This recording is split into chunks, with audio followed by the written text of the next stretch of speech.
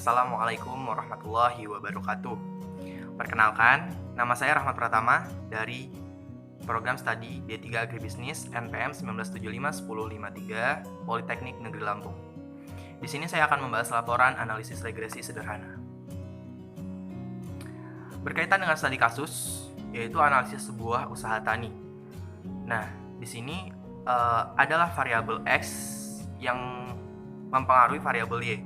Contohnya, pengaruh luas lahan terhadap tanaman sawi di setiap daerah 30 provinsi di Indonesia, di mana luas lahan itu adalah variabel X yang berkaitan atau mempengaruhi tanaman sawi, yaitu variabel Y. Korelasi, yaitu yang pertama adalah korelasi, yaitu suatu cara atau metode untuk mengetahui ada atau tidaknya hubungan linear antar variabelnya. Dan apabila terdapat hubungan, maka perubahan-perubahan yang terjadi pada salah satu variabel X akan mengakibatkan terjadinya perubahan pada variabel lainnya. Di sini rumus korelasi didapatkan dengan persamaan R sama dengan N sigma XY dikurang dalam kurung sigma X dalam kurung sigma Y dibagi dengan akar dalam kurung N sigma X pangkat 2 dikurang sigma X dalam kurung sigma X dipangkatkan 2 terus dalam kurung N sigma Y pangkat 2 dikurang dalam kurung sigma Y pangkat 2, di mana N adalah banyaknya pasangan data X dan Y. Terus sigma X sama dengan total jumlah dari variabel X. Sigma Y sama dengan total jumlah dari variabel Y. Sigma X pangkat 2 sama dengan kuadrat dari total jumlah variabel X. Sigma Y pangkat 2 sama dengan kuadrat dari total jumlah variabel Y. Dan sigma XY sama dengan hasil perkalian dari total jumlah variabel X dan variabel Y. Berikut ini adalah data yang disajikan terkait pengaruh luas lahan terhadap pertumbuhan tanaman sawi di 30 provinsi setiap daerah Indonesia. Nah, dari Aceh sudah didapatkan luas panen per hektar, yaitu 4 hektar, dan menghasilkan produksi sebanyak 33 ton. Begitu dengan seterusnya. Dan di sini didapatkan hasil terakhir, yaitu yang Y adalah 995. Untuk mencari nilai korelasi diperoleh dari data X dan Y adalah sebagai berikut. Nilai korelasi R X Y sama dengan 30, yaitu jumlah data tadi, dikalikan dengan 4683 dikurang 102,56, yaitu variabel jumlah dari variabel X dan jumlah dari variabel Y tadi 995, dibagi dengan akar dari 30 dikali 487,91 dikalikan dengan 102,56 pangkat 2 dikurangkan dengan nilai tadi 30 dikalikan dengan 472.290 dikalikan dengan 995 pangkatkan 2 yang diperoleh dengan hasil 0,91. Jadi nilai korelasi dari X dan Y adalah 0,91.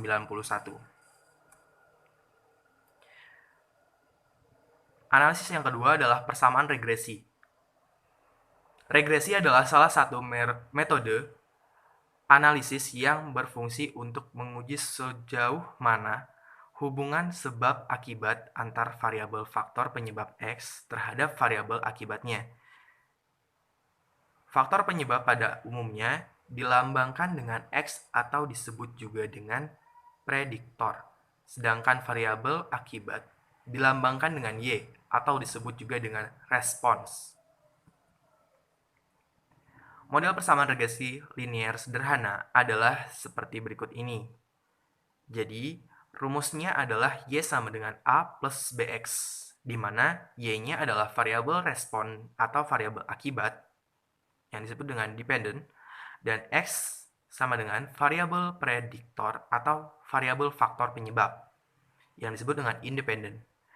A adalah konstanta, B sama dengan koefisien regresi yang disebut juga dengan kemiringan. Besaran respons yang ditimbulkan oleh prediktor. Nilai-nilai A dan B dapat dihitung dengan menggunakan rumus di bawah ini. Yang A dalam kurung sigma Y dikalikan dalam kurung sigma X pangkat 2 dikurang dalam kurung sigma X dikalikan dengan dalam kurung sigma XY dibagi dengan banyaknya data dikalikan dengan dalam kurung sigma X pangkat 2 dikurang dalam kurung sigma X pangkat 2. Yang B sama dengan N ataupun banyaknya data dalam kurung dikalikan dengan sigma XY dikurang dalam kurung sigma X dikalikan dengan sigma Y.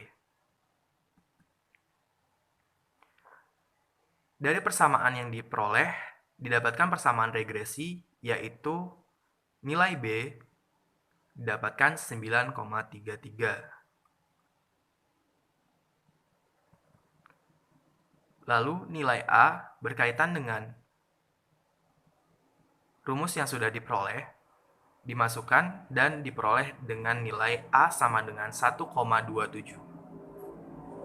Sehingga dapat diperoleh nilai A sama dengan 1,27 dan nilai B sama dengan 9,33.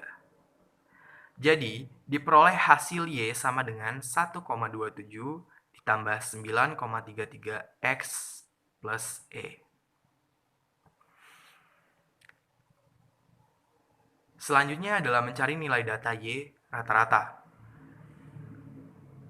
Di sini kita akan memperoleh data lanjutan dari X dan Y, yaitu dengan cara mencari Y pret, terus Y dikurang Y pret pangkat 2, dan Y dikurang Y rata-rata pangkatkan 2. Y pret sama dengan 1,27 plus 9,33 dikalikan dengan 4, di mana 1,27 adalah nilai A yang sudah dicari, plus 9,33 adalah nilai B yang sudah dicari tadi. Dan nilai 4 itu adalah nilai dari X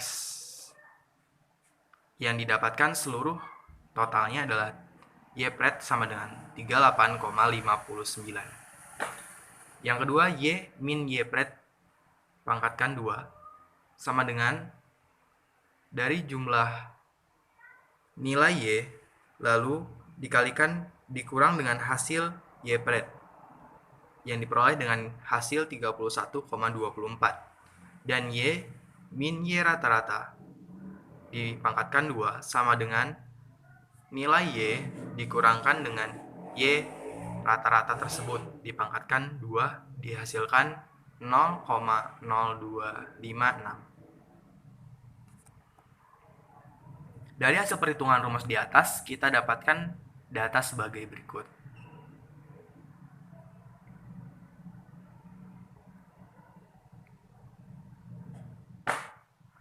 Lalu ada koefisien determinasi. Analisis yang ketiga, koefisien determinasi atau yang disebut dengan R kuadrat yang bermakna sebagai sumbangan pengaruh yang diberikan variabel bebas X terhadap variabel terikat Y. Atau dengan kata lain, nilai koefisien determinasi ini berguna untuk memprediksi atau melihat seberapa besar kontribusi pengaruh yang diberikan variabel X secara simultan ataupun bersama-sama terhadap variabel Y. Hasil koefisien ini, koefisien determinasi terhadap pengaruh luas lahan dan jumlah produksi sawi, yaitu pertama kita mengetahui Y rata-ratanya sama dengan 33,16. Lalu kita mencari koefisien determinasi yaitu R kuadrat sama dengan 1 dikurangkan dengan 2267,04 pangkatkan 2 dibagi dengan 14.241,47 pangkatkan 2 dan dihasilkan dengan nilai sama dengan 0,975. Hasil dari koefisien determinasi. Selanjutnya adalah koefisien determinasi atau yang disebut dengan adjusted. R adjusted sama dengan 0,975 dikurangkan dengan 1 dalam kurung 1 dikurang 0,975 dibagi dengan 30 dikurang 1 dikurang 1.